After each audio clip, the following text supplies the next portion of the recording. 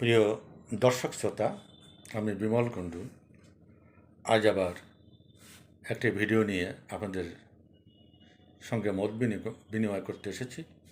বন্ধুগণ, এর আগে বাংলাদেশে হিন্দুদের ভবিষ্যৎ নিয়ে 3টি ভিডিও আমি আপনাদের কাছে উপস্থাপন করেছি আপনাদেরকে শোনার জন্য এবং জানার জন্য। আজকে এই প্রসঙ্গে পরবর্তী ভিডিও আমি উপস্থাপন করতে যাচ্ছি এবং এ প্রসঙ্গে আলাপ করতে যাচ্ছি। গত ভিডিও আমরা শেষ করেছিলাম, সেখানে উল্লেখ করেছিলাম যে বাংলাদেশে ক্রমান্বয়ে যে হিন্দু বিলুপ্ত হয়ে যাচ্ছে সে 28% থেকে আজকে 6%-এ নেমে এসেছে। এটা খুব ভালোভাবে বুঝিয়ে দেওয়া হয়েছে আবুল বরকত সাহেবের লেখায়, তার গবেষণা গ্রন্থে, যে কারণে তাকে আজকে জেলে আবদ্ধ করে রাখা হয়েছে ইউনূস সরকারের আমল থেকে। তার অপরাধ তিনি হিন্দুদেরকে নিয়ে লিখেছেন এবং বাংলাদেশ থেকে যে হিন্দুরা বিলুপ্ত হয়ে যাচ্ছে, ক্রমান্বয়ে তারা দেশ ত্যাগ করছে, বিশ্বের কাছে এর কৈফিয়ত দিতে হবে বাংলাদেশ সরকারকে, যার জন্য তারা সবসময় এটা চেপে রাখে, কোনো মতোভাবে স্বীকার করে না এবং বলে না যে বাংলাদেশে সম্প্রীতির অভাব আছে। তারা বলছে বাংলাদেশে হিন্দু মুসলমানের মধ্যে প্রচণ্ড রকমের সম্প্রীতি এবং পূজার সময় বিভিন্ন হিন্দু মন্দিরে গিয়ে সে সমস্ত ব্রডকাস্ট করে তারা দেখায় যে তারা হিন্দুদেরকে খুব ভালোবাসে। যাই হোক বন্ধুগণ, বরকত সাহেব যে স্ট্যাটিস্টিক্স দিয়েছেন তাতে প্রতিদিন বাংলাদেশ থেকে 10 থেকে 15টা পরিবার দেশ ত্যাগ করে। এইভাবে দেশ ত্যাগ করতে থাকলে, আগে উল্লেখ করেছি আবার উল্লেখ করছি, 1950 সালের মধ্যে বাংলাদেশ থেকে হিন্দু সম্প্রদায়ের সম্পূর্ণ বিলুপ্তি ঘটবে। কিন্তু আমি আমার ভিডিওগুলোতে এই আরেকটা দিক দেখিয়েছি, একটা পজিটিভ দিক দেখিয়েছি। সেখানে আমি উল্লেখ করেছি যে এবার অবৈধ ইউনূস সরকারের রাজত্বকালে হিন্দুদের উপর যে নির্মম নির্যাতন এবং অত্যাচার করা হয়েছে, তার প্রেক্ষিতে হিন্দুরা একত্রিত হয়ে রুখে দাঁড়িয়েছিল। তার নেতৃত্ব দিয়েছিলেন একজন সন্ন্যাসী, চিন্ময় কৃষ্ণ দাস, যিনি চিন্ময় প্রভু নামে আজ বিশ্বব্যাপী পরিচিত। তিনি তার আন্দোলনের মধ্য দিয়ে আমাদেরকে বুঝিয়ে গিয়েছেন যে হিন্দুরা যদি একত্রিত হয়, বাংলাদেশে এখনও যে পরিমাণ হিন্দু আছে, যেটা আমি গত ভিডিওতে বলেছি যে 1 কোটির বা 1.5 কোটি লোক কিন্তু বিশাল একটা জনসংখ্যা। এই জনসংখ্যা যদি একত্রিতভাবে মুভ করতে পারে, তাহলে বিশ্বের বা কোনো দেশেরই কোনো সরকারের পক্ষে সেই জনগণের কথা না শুনে কোনো উপায় নাই, সে জনগণকে কন্ট্রোল করা সরকারের পক্ষে সম্ভব নয়। তাদের দাবি দেওয়া মেনে তাদের সঙ্গে কম্প্রোমাইজ করে সরকারকে দেশের শান্তি শৃঙ্খলা রক্ষা করতে হবে। এইটা চিন্ময় প্রভু আমাদেরকে দেখিয়ে গিয়েছেন, এই পজিটিভ দিকটা, যে বাংলাদেশে আমরা কিভাবে টিকে থাকতে পারি। তার জন্যে আমাদের একতা দরকার এবং এই ধরনের আন্দোলন যাতে চলতে থাকে এবং অবিরত চলতে থাকে, যে পর্যন্ত আমাদের নিরাপত্তা বিধান বাংলাদেশে না করা হয় এবং আমাদের পূর্ণ নাগরিকত্ব ফেরত না দেওয়া হয়। কারণ বাংলাদেশের সংবিধানে অলরেডি বলা হয়েছে রাষ্ট্রধর্ম ইসলাম এবং সংবিধান শুরু করা হয়েছে বিসমিল্লাহির রহমানির রহিম থেকে। সেখানে এই সংবিধানের কারণেই বাংলাদেশে হিন্দু সহ সমস্ত সংখ্যালঘু সম্প্রদায় দ্বিতীয় শ্রেণীর নাগরিকে পরিণত হয়েছে। এই দ্বিতীয় শ্রেণীর নাগরিক হওয়ার কারণেই যখনই বাংলাদেশে কোনো রকম ঘটনা সংঘটিত হয়, তখন সমস্ত অত্যাচার অবিচার নেমে আসে হিন্দু সম্প্রদায়ের উপর। এবং এই যে দ্বিতীয় শ্রেণীর নাগরিকত্বের দুর্বলতা, যে রাষ্ট্র আমাদেরকে দ্বিতীয় শ্রেণী অধিকার বঞ্চিত করে রেখেছে, এই দুর্বলতা থেকে হিন্দুগণ আর রুখে দাঁড়াতে পারে না, একত্রিত হতে পারে না। তারা তাদের দাবি দেওয়া সুস্পষ্ট রূপে রাষ্ট্রের কাছে তুলে ধরে বড় ধরনের কোনো আন্দোলন করতে পারে না, ঘটাতে পারে না। তো এটা কিন্তু প্রমাণ হয়ে গেছে। আপনারা দেখতে পেয়েছেন যে যখন চিন্ময় প্রভুর নেতৃত্বে আন্দোলনটা চিটাগাং থেকে রংপুর পর্যন্ত এই বিশাল জনপদে জেগে উঠছিল, তখন সরকার এই আন্দোলনটাকে কঠোর হস্তে দমন করে সেনাবাহিনী দিয়ে, পুলিশ দিয়ে, এবং পরিশেষে চিন্ময় প্রভুকে বহুদিন যাবৎ সেই ইউনিট সরকারের আমল থেকে এখন পর্যন্ত বিনা দোষে কারাগারে বন্দি করে রাখা হয়েছে। তার বিরুদ্ধে খুন কেস দেওয়া হয়েছে। উকিলদেরকে তার জামিন মুখ করতে দেওয়া হয়নি। হাইকোর্ট থেকে তার জামিন মঞ্জুর হওয়া সত্ত্বেও পরবর্তী একটা কেস দিয়ে আবার তাকে ঢুকিয়ে রাখা হয়েছে। তবে এর মধ্য দিয়ে কিন্তু এটা প্রমাণ হয়েছে যে এই সংখ্যাগরিষ্ঠ সম্প্রদায় যারা নিজেদেরকে সবসময় নিজেদেরকে সংখ্যাগরিষ্ঠ দাবি করে হিন্দুদেরকে বলে যে দেশ তোমাদের নয়, তোমরা ভারতে চলে যাও, হুজুররা তো অহরহ সকালবেলা উঠে তারা আরম্ভ করে হিন্দু বিদ্বেষী বক্তব্য, ভারত বিদ্বেষী বক্তব্য, এবং রাত্রি ঘুমাতে যাওয়ার আগ পর্যন্ত তারাই বিদ্বেষমূলক বক্তব্য দিয়ে থাকে। এরই চাপে পড়ে হিন্দু সমাজের অবস্থা আজকে না ঘরকা না ঘাটকা। তবে আমি আশাবাদী যে এই নির্যাতনের মধ্য দিয়েই কিন্তু স্পিরিট জেগে ওঠে এবং যে কোনো সম্প্রদায়ের জাগরণ ঘটে। সেই জাগরণ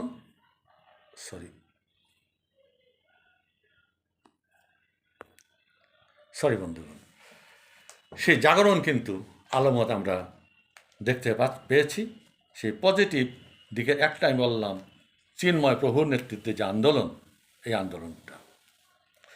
আর এই পজিটিভ দিকটাকে ধরে রাখতে হলে কী করতে হবে? আজকে আমরা বাংলাদেশের দিকে তাকালে দেখতে পাচ্ছি যে হিন্দুদের মধ্যে বহু ভাগ, বহু হিন্দু সংগঠন গড়ে উঠেছে।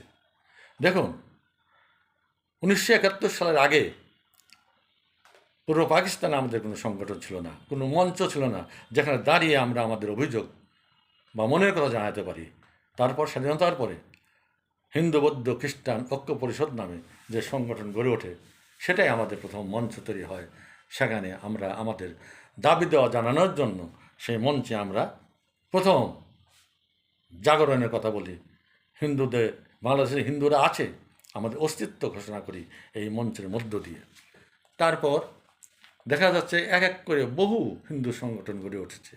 হিন্দু জাগরণ মঞ্চ, বিশ্ব হিন্দু পরিষদ, অমুক তমুক হ্যান ত্যান মেলা।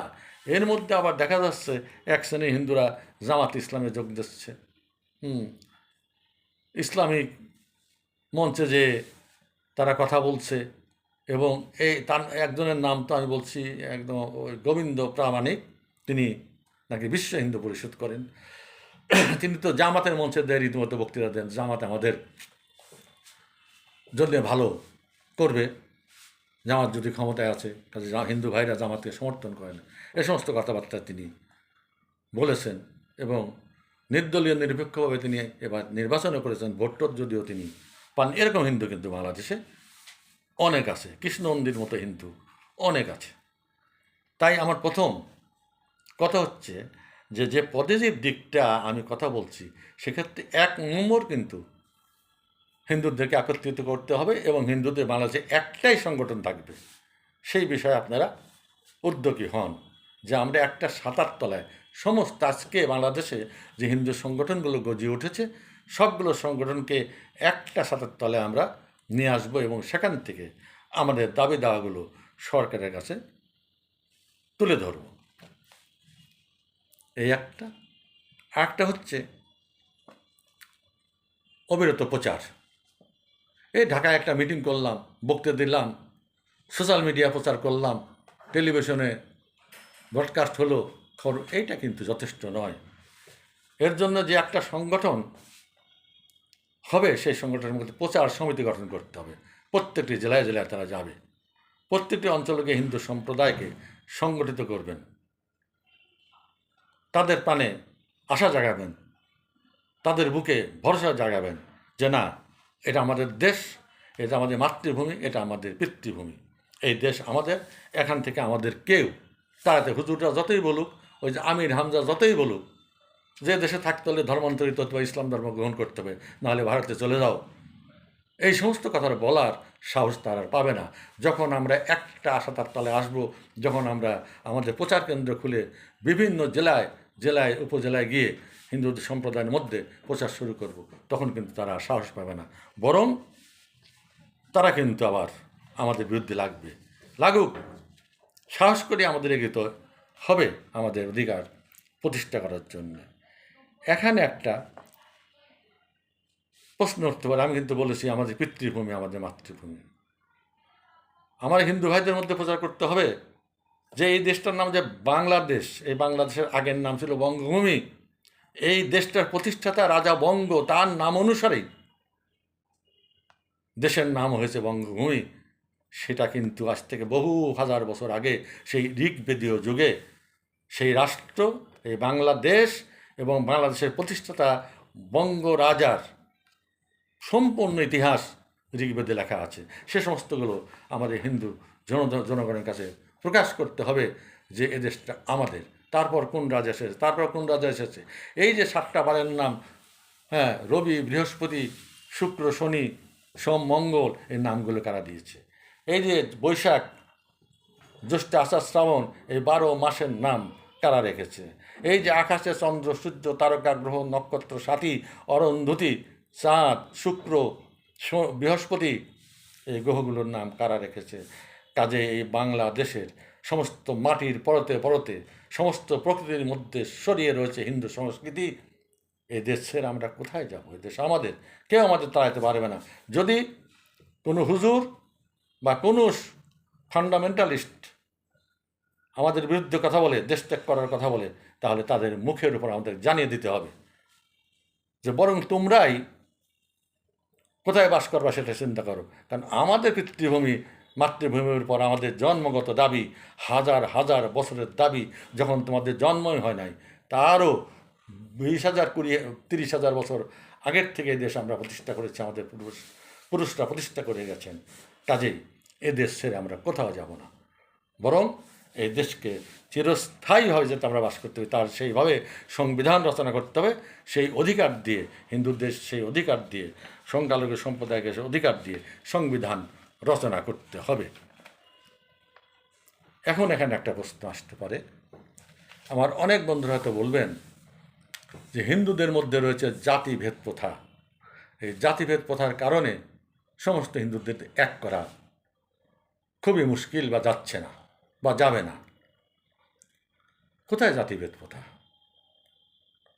জাতিভেদ প্রথা তো আমি মনে করি হিন্দুদের মধ্যে খুব কম, অন্যান্য ধর্মের মধ্যে বেশি। দেখেন না, আজকে বাংলাদেশের হুজুররা ইরান মুসলিম দেশ হওয়া সত্ত্বেও তাদেরকে বলতেছে ইরানের শিয়ারা কাফের, আয়াতুল্লাহ খমিনি কাফের। তারা ইসলাম ধর্ম অবলম্বী হওয়া সত্ত্বেও কথা বলতেছে। তা আমাদের বাংলাদেশে তাদের মধ্যে বহু মাযহাব, কবর থেকে লাশ তুলে পুড়িয়ে দেওয়া হচ্ছে, যে মুসলমান না, অথচ সে ইসলামের 5 ওয়াক্ত নামাজ পড়ে, ইসলাম ধর্ম পালন করে, কোরআন হাদিসকে মানে। তো ফেকরা তো আমি দেখতেছি জাতিভেদ তো ওখানে বেশি। শুধুমাত্র একসঙ্গে দাঁড়িয়ে নামাজ পড়লেই জাতি এক হয়ে যায় না, এটা আপনারা মনে রাখবেন। একসময় হিন্দুদের মধ্যে জাতিভেদ প্রথা ছিল। সমাজ গঠনের জন্য ব্রাহ্মণ, ক্ষত্রিয়, শূদ্র, বৈশ্য ইত্যাদি সম্প্রদায় ভাগ করে এই কাঠামোর উপর সমাজ এবং রাষ্ট্র গঠিত হয়েছিল। সে বহু পুরানো যুগের কথা। আস্তে আস্তে সে সমস্তগুলো দিনের পরিবর্তনের সঙ্গে সঙ্গে, মানুষের চাহিদার পরিবর্তনের সঙ্গে সঙ্গে সব কিছু আস্তে আস্তে লুপ্ত হয়ে যাচ্ছে। আর আমাদের প্রধান ধর্মগ্রন্থ বেদ, সেখানে কিন্তু কোনোভাবেই বলা নেই যে বেদই একমাত্র, বেদের বাইরে তোমরা যেতে পারবা না, বেদের বাইরে যে তোমরা মুক্ত চিন্তা করতে পারবা, তোমার মতো তোমার ব্যক্তি স্বাধীনতা রয়েছে, তুমি যেভাবে হোক তুমি চিন্তা করতে পারবা, তোমার চিন্তার উপর কেউ বাধা দিতে পারবে না। এটা কিন্তু বেদে লিখিত আছে, কথা কিন্তু বলা নাই যে শুধু বেদেই তোমাকে বিশ্বাস করতে হবে। কাজেই প্রত্যেকটি হিন্দু চিন্তাধারা মুক্ত এবং স্বাধীন। আমাদের ধর্মের আদর্শটা হচ্ছে মুক্ত আত্মা এবং স্বাধীন আত্মা। আমাদের ধর্মের মূল ব্যাখ্যা এই হচ্ছে, বক্তব্য হচ্ছে গণতন্ত্র। এই জন্য তো এত দেবতা আর এত দেবী। এই যে 33 কোটি দেব দেবীর কথা আমরা বলি, কারণটা হচ্ছে এই যে তোমার যাকে খুশি তাকে পূজা করো, কেউ কারোর পূজা বাধা দিতে পারবে না। এটাই তো গণতন্ত্র। আমার মা কালীর পূজা করতে ইচ্ছা করে না, আমি শিবের পূজা করব। আর একজনের শিবের পূজা করতে ইচ্ছা করে না, সে বিষ্ণু পূজা করবে। বিষ্ণু পূজা করতে ইচ্ছা করে না, সে সরস্বতীর পূজা করবে। বহু দেবদেবী রয়েছে, তোমার ইচ্ছা মতো, তোমার চয়েস মতো, তোমার মনের মাধুরী মিশিয়ে তুমি দেবতার কাছে তোমার পূজা নিবেদন করো, এতে কোনো বাধা নেই। কেউ কারোর ঘাট থেকে মাথাটা নামিয়ে দেবে না। একটা সমস্যা ছিল জাতিভেদের কথা, সে জাতিভেদ আস্তে আস্তে উঠে যাচ্ছে। দেখুন, একসময় ছিল মানুষের সোয়া জল খেত না, এখন কি তা আছে? এখন কি সেই কথা কেউ বলতে পারে যে অমুকে নিম্ন স্তরের লোক, তার হাতে জল খাবো না? আমি তো যখন নায়ামের গেস্ট হাউসে থাকি, তখন ওখানে যে মেথর ছেলেটা আছে ঝাড়ুদার, তাকে বলি যে বাবা জল নিয়ে আসতো, আমার ঘরে জল দিয়ে আমি জল খাবো, আমার জগ ভরে জল দিয়ে যায়, সে জলটা আমি খাই। হোটেলে যে আমরা হিন্দু হোটেলে খাচ্ছি, রামকৃষ্ণ মিশনে যখন আমরা খাই, কিংবা ইস্কনে যখন আমরা মন্দিরে গিয়ে খাই, তখন কি আমরা জিজ্ঞেস করি যে ইস্কনের এই প্রসাদ কে রান্না করেছে? না, কেউ জিজ্ঞেস করি না। রামকৃষ্ণ মিশনে খাওয়ার সময় আমরা জিজ্ঞেস করি যে রামকৃষ্ণ মিশনের এই প্রসাদ কে রান্না করেছে? আমরা কিন্তু আর জিজ্ঞেস করি না।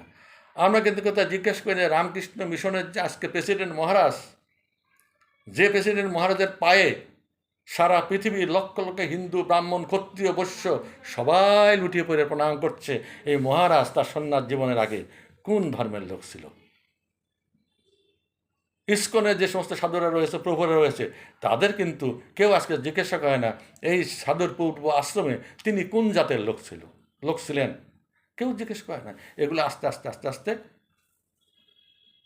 শেষ হয়ে যাচ্ছে, এমনি অবলুপ্ত হয়ে যাচ্ছে। এটাকে আমাদের আর একটু এগিয়ে দিতে হবে। দেখুন, এখন বিয়ে থাওয়া নিয়েও একটা বাধা ছিল, এখন কিন্তু ইন্টারকাস্ট বিয়ে হিন্দুদের মধ্যে হচ্ছে। এখন কিন্তু এই সমস্ত নিয়মকানুন, কেউ ছেলে মেয়ে পছন্দ করে একজন ব্রাহ্মণের মেয়ে একটা নমশূদ্রের ছেলের সঙ্গে চলে আসছে, বিয়ে করছে, সমাজ তার জন্য কিন্তু তাকে পরিত্যাগ করছে না। এ বিষয়ে আরও অনেক কথা রয়েছে, ভিডিওটা বড় হয়ে যাবে, আপনাদের ধৈর্যচ্যুতি ঘটবে। আমরা ধীরে ধীরে কথা বলবো, এই পজিটিভ দিকগুলো নিয়েই আলোচনা করছি। তারপরে আমি আজকে একটা কথা উল্লেখ করেছি, এই দেশ আমাদের পূর্বপুরুষেরা প্রতিষ্ঠিত করেছিলেন। এই দেশে রন্ধে রন্ধে প্রকৃতির বিচিত্র লীলা ক্ষেত্রের মধ্যে জড়িয়ে রয়েছে হিন্দু সংস্কৃতি। তাকে বাদ দিয়ে কে ওই দেশে বাস করবে? কী নিয়ে বাস করবে? থাকবে কি? আর কিছুই তো থাকবে না।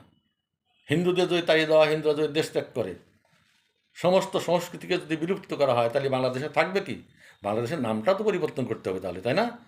ওটাও তো হারাম হয়ে যায় বাংলাদেশ এই নামটা উচ্চারণ করতে, গৌরভূমি নাম উচ্চারণ করতে, সমতর ভূমি উচ্চারণ করতে, সেই কর্ণ সুবর্ণ নাম উচ্চারণ, সুবর্ণভূমি নাম উচ্চারণ করতে, ওটাও তো মানে জান্নাতে যাওয়া যাবে না, ওটা হারাম হয়ে যাবে। শনি রবিবারের নাম উচ্চারণ করা যাবে না, বৈশাখ চৈত্র মাস উচ্চারণ করা যাবে না, মাঝি আর পদ্মা দিয়ে নৌকা বাইতে বাইতে গান করবে না, গাড়িয়াল ভাই গান গাইতে গাইতে আর রংপুরের রাস্তা দিয়ে রৌমারিতে যাবে না। সব বাদ দিতে হবে, থাকবে কি দেশের? হিন্দুদেরকে যদি তাড়িয়ে দেওয়া হয়, একটা দেশের বৈচিত্র্য গড়ে ওঠে, সমস্ত জাতি, সমস্ত কালচার একটা সমন্বিত রূপ নিয়ে, যে জাতি সবাইকে একটা টলারেন্স, এই যে সহিষ্ণুতা, এই সহিষ্ণুতা হচ্ছে মানুষের আসল ধর্ম। এই সহিষ্ণুতা হচ্ছে মানুষের সামাজিক বৈশিষ্ট্য, রাষ্ট্রের বৈশিষ্ট্য। এই সহিষ্ণুতা যে জাতির মধ্যে নাই, তারা কখনো রাষ্ট্র গঠন করতে পারে না, সুখী হতে পারে না। তার আস্তে আস্তে মারামারি কাটাবাটি করে নিয়ে যায়, শেষ হয়ে যায়। আমার দেশ কিন্তু, বাংলাদেশ আজ কিন্তু সেই দিকেরই পথ ধরেছে এক শ্রেণীর লোকেরা, যারা নিজেদেরকে মেজরিটি বলে দাবি করে। বন্ধুগণ, আজকে এ পর্যন্ত। আমরা আরও আলোচনা করব। আপনাদের কোনো মতামত থাকলে সেগুলো বলে আমাকে আপনারা সমৃদ্ধ করবেন, এবং পরবর্তী ভিডিওতে আমি সেগুলো যুক্ত করব, সে সম্পর্কে কথা বলবো। আপনারা আমার চ্যানেলটিকে সাবস্ক্রাইব করবেন, শেয়ার করে সবার মাঝে পৌঁছিয়ে দেবেন, এবং এখানে সবারই মতামত রাখার সুযোগ রয়েছে, আপনারা মতামত রাখবেন, এবং আমরা একটা সুন্দর বাংলাদেশ গড়ে তোলার চেষ্টা করি, এবং স্থায়ীভাবে বাংলাদেশে টোটাল নাগরিকত্ব নিয়ে, নাগরিক অধিকার নিয়ে, মানুষের অধিকার নিয়ে কীভাবে বাংলাদেশে আমরা বাস করতে পারি, সেই প্রচেষ্টা নিয়ে আমরা সবাই মিলে আসুন একসঙ্গে এগিয়ে যাই। সবাইকে ধন্যবাদ।